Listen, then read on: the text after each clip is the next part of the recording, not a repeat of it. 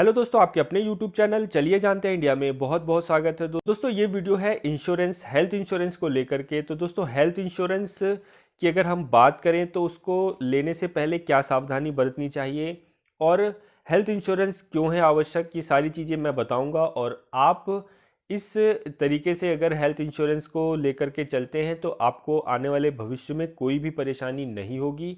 तो पहली बात हम करते हैं हेल्थ इंश्योरेंस को लेकर के। दोस्तों कई लोगों का ये मानना है कि हमारे एम्प्लॉयर ने हमारा इंश्योरेंस करा रखा है तो हमें इंश्योरेंस लेने की क्या ज़रूरत है।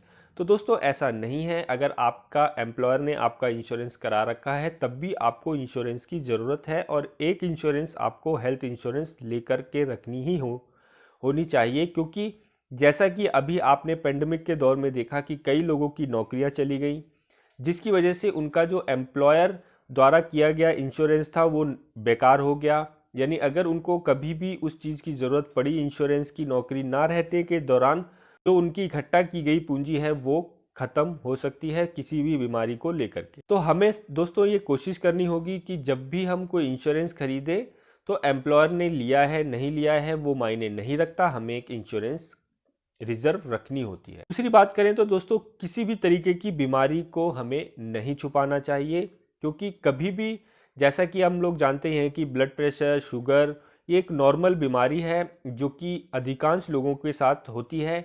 तो हमें उसको नहीं छुपाना चाहिए अगर आप उन बीमारियों के चलते कोई दवाई का इस्तेमाल कर रहे हैं।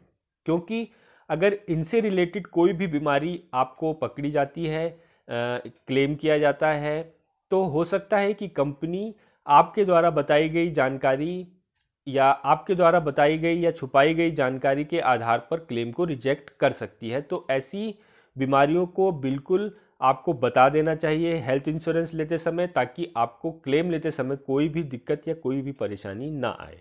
तो दोस्तों तीसरा पॉइंट है, ज़रूरत के हिसाब से ही हमें हेल्थ इंश्योरेंस पॉलिसी को चुनना चाहिए।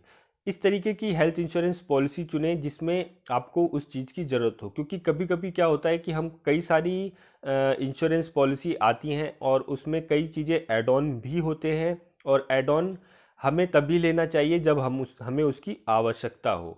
ऐसा नहीं है कि हमें उसकी आवश्यकता नहीं है फिर भी हमने उसको ले लिया, तो इससे प्रीमियम का बर्डन ही बढ़ेगा। मान लीजिए आपको क्रिटिकल इलनेस की ज़रूरत है, क्योंकि आपकी जो फैमिली हिस्ट्री है उसमें कई सारे लोगों को ऐसी बीमारियां हो चुकी हैं, तो आपको क्रिटिकल इलनेस कवर लेना ज़रूरी है। तो एक एड ऑन के रूप में आप ले सकते हैं। इस तरीके से कई सारे एड ऑन कवर आते हैं, वो उस हिसाब से आप अपनी मेन पॉलिसी में जोड़ करके ले सकते हैं ताकि उसके बेनिफिट आप उठा सकें।